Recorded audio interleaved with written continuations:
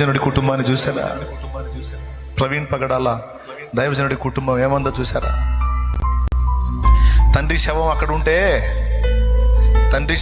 ఉంటే కూతురు పాట పాడుతుంది, ప్రభువా నిన్ను స్తుతిస్తాను, ఈ స్థితిలో కూడా నిన్ను మహింపరుస్తాను. భార్య ఏమందో తెలుసా?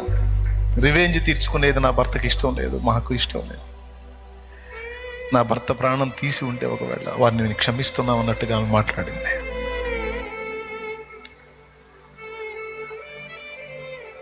ఆ స్థితిలో ఉండి కూడా, ప్రైజ్ ద లార్డ్, ఆ స్థితిలో ఉండి కూడా ప్రభుకి స్తోత్రం, ప్రభుని స్తుతిస్తున్నారు. ఆయన కన్న